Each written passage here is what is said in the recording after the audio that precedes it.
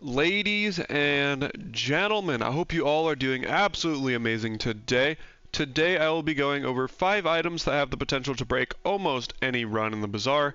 Basically, in my opinion, if you see these items, you should consider them, and you should consider how they might fit into your build because they honestly truly can be game breakers, especially in the late game. If you enjoy this video, please drop a like and subscribe below as it helps the channel tremendously. Also, please let me know if there's other items you would consider putting into this top 5 list here. Something like wand I strongly considered putting in this list, for example, but let me know in the comments because I'm sure I'm missing some. Beyond that, hope you guys are doing well, and let's get into this video. The first item I will be discussing is Phonograph. Now, Phonograph is a medium Pygmalion item with the effect to give the item to the left of it 25% cooldown reduction at gold tier, and it gives 50% cooldown at diamond tier. Now, Phonograph is obtained in 2 different ways. The first is if you're Pygmalion, you can go to shops. The other is that you can go to Pearl's dig site if you are another character. Now, in general, this item, particularly at diamond, is just utterly ridiculous.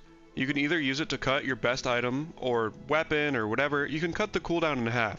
Or if you have something like a pig's gym, you can use this item to absolutely accelerate the hell out of it, to have all your different items going off, basically getting your mandatory fast trigger effect going off quickly to enable everything else. For my first example, I'm running a spiky shield with Phonograph. Here I'm using Atlatl as a very quick item so that I can activate my defense grid skill, and then because my spiky shield is so quick because of the Phonograph cooldown reduction, I can then capitalize on all the extra shield I'm getting from defense grid, and then I can one-shot my opponent. Look at that ridiculous overkill. 4 seconds, 35k damage, baby. In my next example, I'm using the aforementioned Pig's Gym. Essentially, I want my Pig's Gym to trigger as fast as possible here so that I can buff all of my weapons with a ton of damage.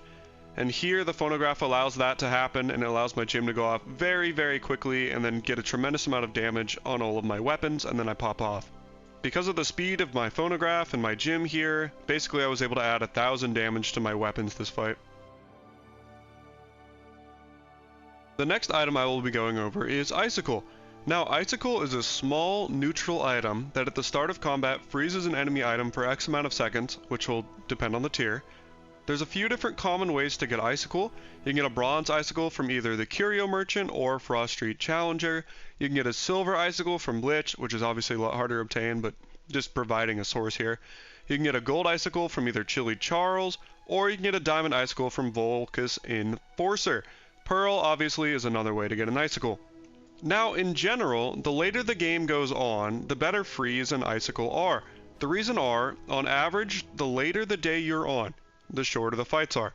So, if you have a Diamond Icicle, for example, it'll freeze an enemy item for 6 seconds. Well, some late game fights might even take less than 6 seconds, or they might take 5 to 6 seconds if you're on something like day 13. Well, if you are on day 13, and your fight is going to take 5 to 6 seconds, you've just locked your opponent's item completely out of the fight. Completely out of the fight. It'll have no impact.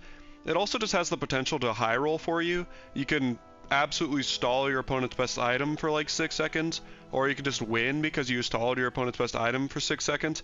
If you have the extra board space, the opportunity cost of Icicle is incredibly low, just because it's one small item slot, and then you have the potential to just win the game instantly.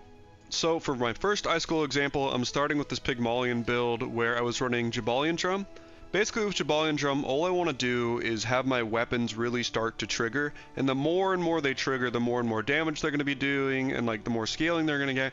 So the weakest point of my build is going to be at the start of the fight, where my items haven't started scaling. So by adding an Icicle into this build, I'm allowing my build to have a little more time to start scaling, or, slow down my opponent's game plan, basically. So I end up doing that, and then I also end up killing this guy through Fiery Rebirth, which is pretty sick. For my second example, I'm going to be running a Dualtron build. Dualtron can be a little slow to get going, but once it starts going, it's absolutely insane.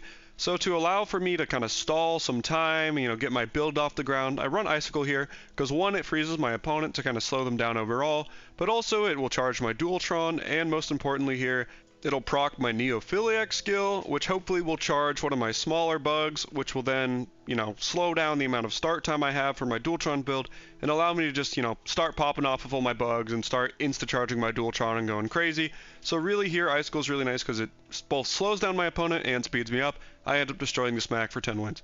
The next item I'll be talking about is battery. Battery is a small dually item with the ability to charge the item to the left of it between 1 and 4 seconds depending on what tier.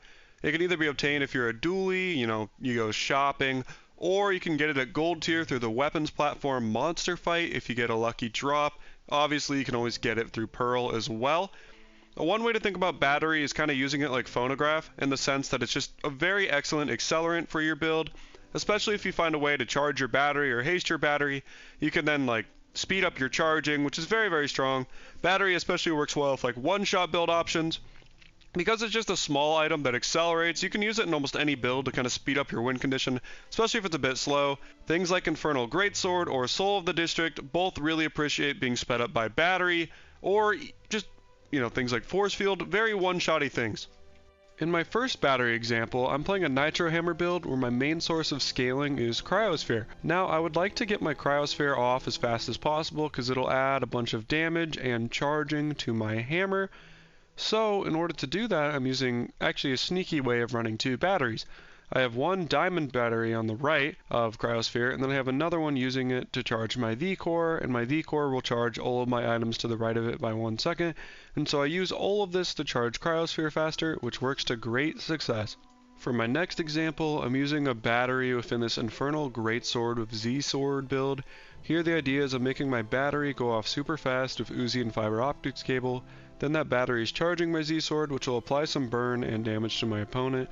Infernal Greatsword increases in damage based on how much burn your opponent has on them, so adding the extra damage with Z-Sword, or extra burn with Z-Sword, is a very great way to scale my Infernal Greatsword here, and I got a pretty nifty 10-win build from it. You would just appreciate how much burn was on him at the end. Next I'll be talking about Yo-Yo. Now, Yo-Yo is a small pig item, and it does a small amount of damage, and when an adjacent item is used, Yo-Yo will be charged between 1 and 4 seconds based on the rarity it is. Now, Yo-Yo is obtained through either pig shops, through the street gamer fight at silver tier, or through Tatiana the toy merchant. That's usually the way I end up getting it, and if you do happen upon a very early random Yo-Yo, it's a good way to get upgrades if you're not on a pig hero. Beyond that, Yo-Yo can be used in many, many different ways. It can be used as a great wheel to deal damage very quickly if you can get its damage high enough. Something like Old Jabalian Drum is a great way to do this. It can also be used in the way that since Yo-Yo charges when an adjacent item is used, you can actually use Yo-Yo as a way to get a bunch of triggers. Or it's for example, if you had something that was when you use a weapon, do this. Well, Yo-Yo is a really great way to do that. Or if you're dually, if you use Yo-Yo to the left of your core, it's very efficient. Anything like that. For example, Icy Yo-Yo. Every time Icy Yo-Yo goes off, it'll freeze an item. So even if it doesn't do a lot of damage, if you get it to go off a bunch of times, you'll have a bunch of very continuous freeze.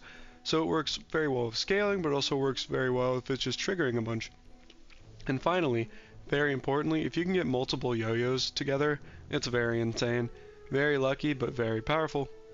For my first example, I'll be using a Yo-Yo build where I was able to pull off the double Yo-Yo setup on Pig. Here, the insane amount of Yo-Yo triggers combined with the scaling of Jabalian Drum actually allowed me to cut through about 60,000 health on a Pygmalion. You just watch the Yo-Yo triggers go crazy and then watch their health slowly just fall.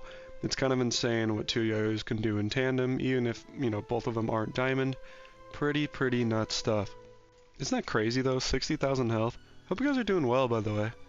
Having a good weekend. I'm having a good weekend. Just had to slip that in there while I had time.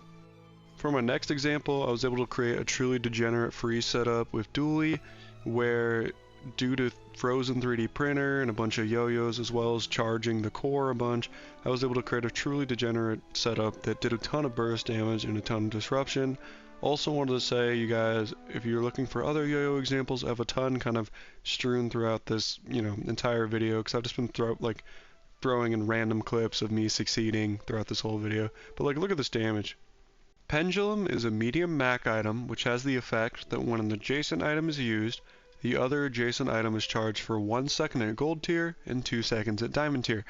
Now, Pendulum can be obtained naturally if you're Mac, but a good way to obtain it if you're not Mac is through the Lord of the Wastes monster fight, as it's naturally dropped as a reward by them. Especially now that Lord of the Waste is silver tier, it shows up a lot more. And Pendulum overall is a very interesting item. While not a bad item at gold, it becomes insanely broken at diamond tier, so oftentimes you'll need to pick up a pendulum and then use an upgrade on it at either level 13 or level 16. Pendulum becomes insanely broken if you can put it between two items with 2 seconds or less as their cooldowns, as that way it just creates an infinite, and even if you don't create an infinite with pendulum, you can do some really degenerate things by kind of having a quick cooldown on one side of pendulum and then something you want to charge on the other, or just two low cooldowns can really speed up your whole build and be some pretty degenerate stuff. So the examples are going to go wild, so you'll have to see those.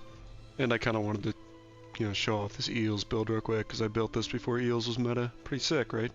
So for my first example of pendulum, I'm going to be demonstrating the kind of infinite you can generate when you have two items with cooldowns of 2 seconds or less. Here I'm running a little Jabalian drum action, but we get Atlatl and Katana going crazy, and look at it how it just melts through this poor Mac. You'll never see so many Katanas and Spears flying. Pretty degenerate setup, I'm not going to lie, one of the strongest I've ever had. For my second example, I'm using a pendulum to turbocharge a railgun, using both Uzi and battery. Since the items have such low cooldowns, them kind of penduluming back and forth really enabled me to pop off here and just deliver a ton of damage to this Vanessa before they could even really act. Pretty nuts stuff. I mean, I'm going to show the damage here in a sec. This is also for 10 wins, so pretty nice. Look at that damage, man. This is so fast. And like, their items just barely went off. Look at that crazy damage. Pendulum's so nutty. Since I've kind of been showing off all my cool clips and clip farming this video, and honestly this is arguably like a montage, I just wanted to show off what a charging station can look like, because it's basically a one-sided pendulum, and obviously it's shiny here so it does double the effect, but look how much damage and look at how crazy this force field build goes. Goes off like 3 times before they can even act. Anyways guys, that's my video. These 5 items are pretty nutty in a lot of different circumstances, so you should honestly always keep your eye out for them. Hope you guys enjoyed this video. I hope you guys are all doing well. Take care of yourselves. Be happy, be smiling, do things that you enjoy. Reach out to a loved one, that kind of thing. Beyond that, please drop a like and subscribe below if you found this video entertaining, helpful, whatever. Again, I was absolutely clip farming, so you could really consider this like a montage of all my cool clips if you want. Have a good one, guys. Take care. And I should have another video coming out in a couple days, and continuously working on getting my streaming schedule set up, as well as my Discord. So take care, you guys. Appreciate you all, and I'll catch you in the next one.